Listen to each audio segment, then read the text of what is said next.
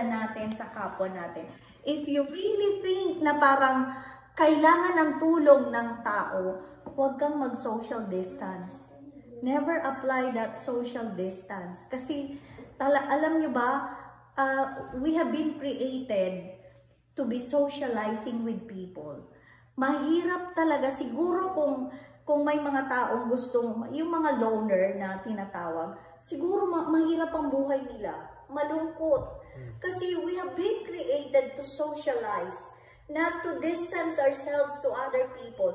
Kung ang lahat ng Kristiyano magpa-practice lagi ng social distancing, alam niyo po ba, wala tayong madadalang kaluluwa sa Panginoon. Why? Ayaw mo lumapit sa kapwa mo eh.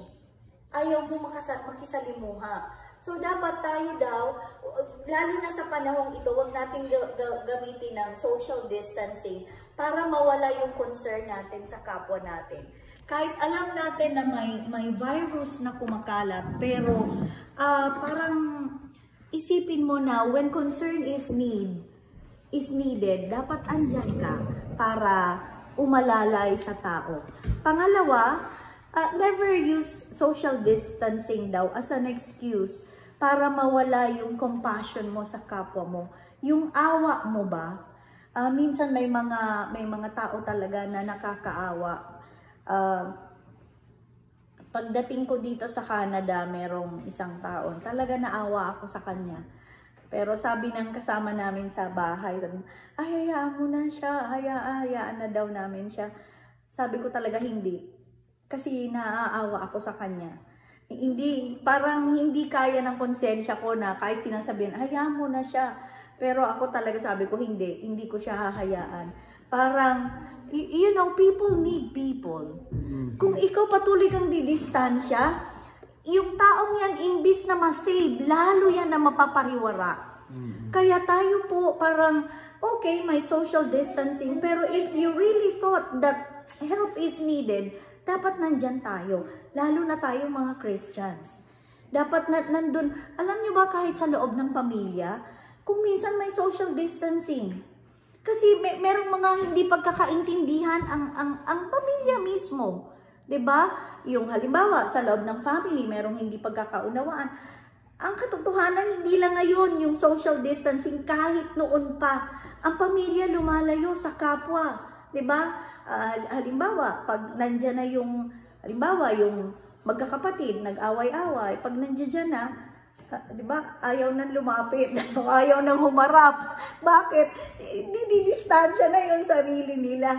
Tayo daw, dapat hindi tayo ganon. Kasi parang, hindi talaga tayo tinawag ni Lord na magbigay, parang maglalagay ka lagi ng space sa sarili mo para hindi ka mapalapit sa kapwa mo.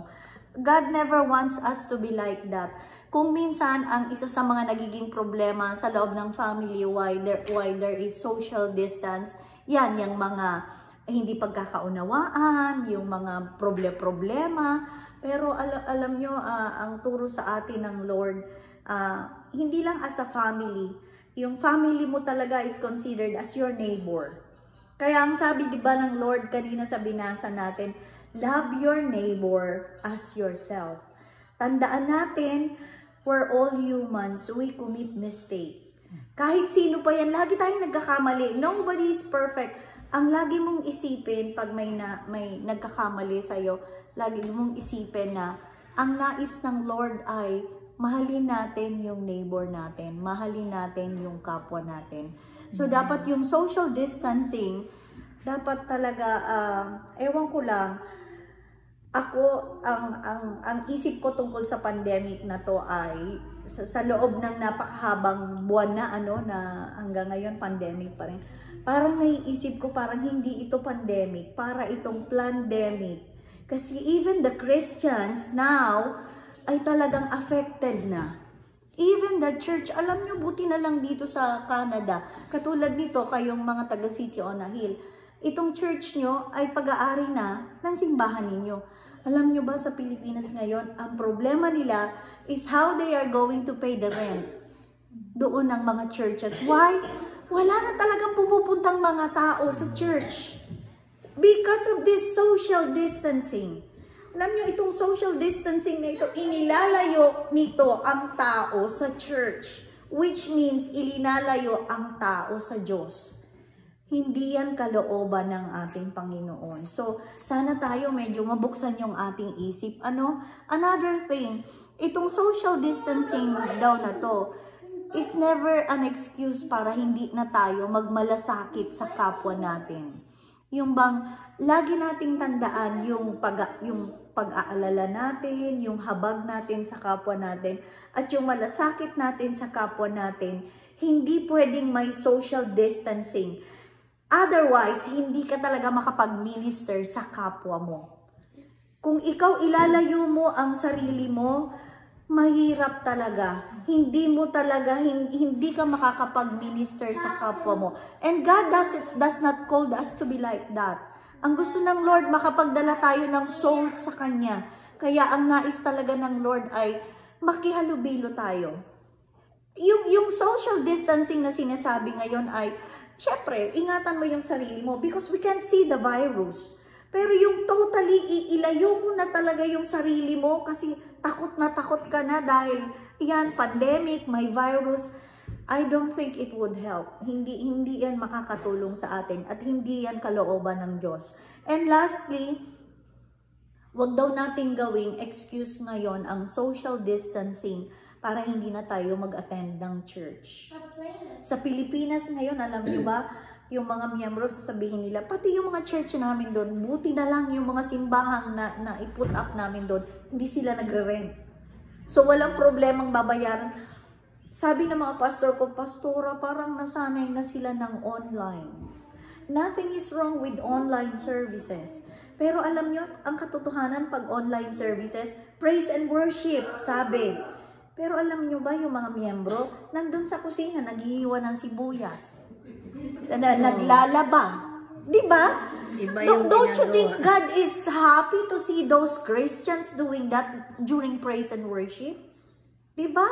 Yung iba nag-aalmusal, nanonood ng Alam nyo, kami nung nasa Manila kami, pag sinabing may service na, talagang pinapagalitan ko si Randy at sige, tumigil kayo. Pag communion, one time po, communion. Hindi nakiki-communion din kami. Wala kaming red wine. Sabi ko, juice na lang, maski pineapple. Sabi ni Gail, si Mama, grabe. Huwag mong isipin na itong ginagawa natin, kailangan tayo, wala daw red wine. Sabi ko, hindi yan, kung walang red wine, anything can do. Ang importante, mag-communion tayo. Alam nyo, grabe akong nalungkot ng yung ilang buwan namin doon na dahil dito sa mga social distancing na to. Hindi talaga ito kalooban ng Lord.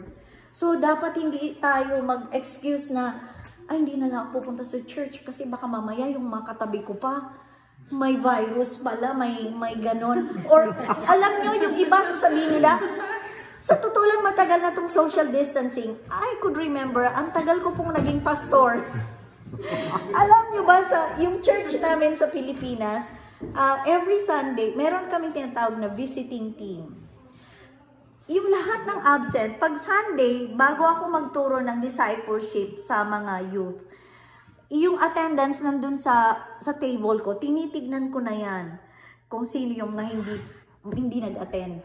Tapos sasabihin ko yan sa visiting team na puntahan, ipag-pray at alamin kung bakit. Kasi kahit noon pa talaga, noong wala pang pandemic, so many Christians talaga, social distancing na talaga sila. Bakit? Pag may kaaway, halimbawa, ayoko makita ang pagbumukha ni Sister Maricar. Hindi ako mag-church ngayon. Diba kung minsan ganun? Okay, sinong song leader ngayon? Si Noel? Ay, ayoko. Hindi ako, ayoko. Diba may mga ganun? Relate much.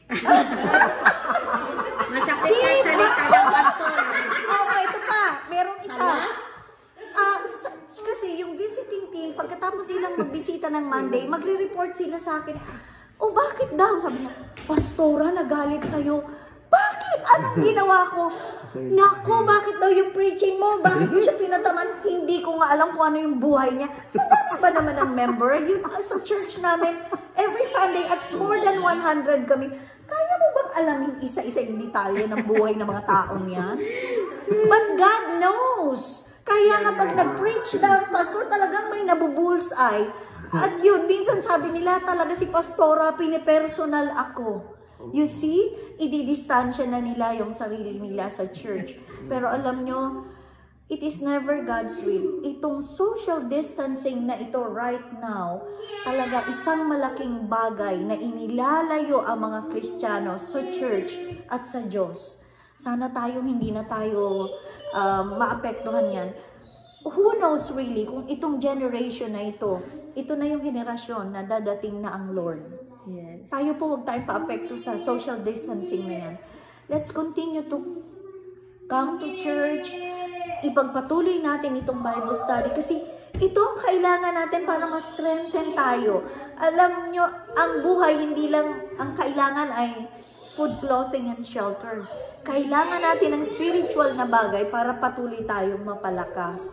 So I really hope na tayo po, yung mga hindi nakaka-attend, medyo i-remind natin sila.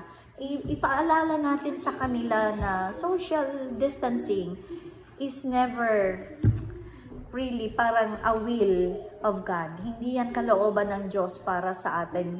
God has created us as social beings. So dapat hindi tayo nagbibigay ng space. Siyempre, mag-iingat tayo because of this virus, pero not totally na ilayo mo yung sarili mo sa kapwa mo. That is never God's will. So, I hope tonight po, medyo na may natutunan din tayo. Yes. Na talagang, diba kung minsan, ganun talaga yung mga na ayaw nila kasi pag may ayaw na sila sa loob ng church, so minsan ganun. Pero hindi yan. Alam nyo, sa mga preaching, kung talagang tinatamaan ka, isa lang ang ibig sabihin, ikaw yun. At pinipersonal ka ng Diyos, hindi ng pastor. Kasi kung minsan hindi na rin alam ng pastor yung mga buhay-buhay ninyo eh. Kahit dito sa City on a Hill, siguro mga 50 kayo, alam nga namang isa, hindi naman chismoso si Pastor Richard para alamin ang buhay-buhay ninyo. Diba? So minsan, pag tinamaan ka talaga ng preaching, it really means it's you. So dapat ang maramdaman mo, Lord, sorry. Hindi yung magalit ka sa pastor at kung kanino pa man at yun, pa-practice mo na yung social distancing. It is never God's will for us at sana po sa gabing ito ay yung mga kapatiran natin na medyo nakikita natin ganon, i-remind natin sila na it is never God's will. Social distancing is never God's will. We can, pwede tayong mag-precaution tungkol sa virus na to, but to really give space sa ating mga sarili, sa church at sa Panginoon, hindi yan kalooban. Social distancing, meaning you're giving space. I know, but social distancing. Well, maraming tao ngayon, Jel, I thought in the group. No. Oh, no. No. Yung totoo lang talaga sa mga churches ngayon, talagang minsan kukunti kasi takot sila because of the virus. Okay. Diba? They don't want to come kasi takot sila baka mahawa. So yun, ang reason nila is, sabi ng government, social distancing. Pero talaga ang katotohanan, it is never God's will. And praise God for all of you kasi kayo, hindi kayo naniniwala and you still come and katulad nitong Bible study kasi naniniwala naman tayo na we have been protected and covered by the blood of Jesus. Di po ba? Praise God. So let's bow our head in prayer. Thank you, Lord. Thank you, Lord, for your word tonight. Salamat po, Panginoon, for reminding us that social distancing is never your will. Dalangin ko, Panginoon, sa mga kapatid namin, maging sa church na ito, sa City on a Hill at sa Victory Church. I pray, O God, na mag-speak ka sa mga members, O Lord. We can practice, Panginoon, na parang ingatan ang aming sarili, but really not to socially distance ourselves to the church. kasi hindi mo yan kalooban, Panginoon. Kaya ang dalangin ko sa gabing ito, tulungan mo kami, Panginoon, na patuloy naming maramdaman yung aming concern, yung aming care sa mga kapatid namin sa loob ng church, sa mga kapatiran. At dalangin ko, Panginoon, na huwag namin ilayo ang aming mga sarili sa mga taong ito at sa church. Hayaan mo, Panginoon, na patuloy kaming lumapit sa iyo dahil sa panahong ito, O God, which is really a difficult time right now, ikaw lamang po ang pwede naming malapitan, Panginoon. Ikaw lamang, Panginoon, ang pwede naming hanapin, O God, na lagi kang nandyan para sa bawat isa sa amin. Salamat po sa gabing ito. Pagpalain mo, Lord, ang bawat isa sa amin. At anuman, Panginoon, ang mga desire ng aming mga puso, anuman ang mga sitwasyon namin, O Lord, sa mga oras na ito, I pray, Panginoon, na i-minister mo kami at tulungan mo po ang bawat isa sa amin. Salamat po sa gabing ito at sa aming fellowship tonight. Ikaw po ang siyang patuloy naming mabigyan ng kapurihan. Salamat po sa pangalan ni Jesus. Amen. Praise the Lord. Next time I'm gonna read the message. Sunday.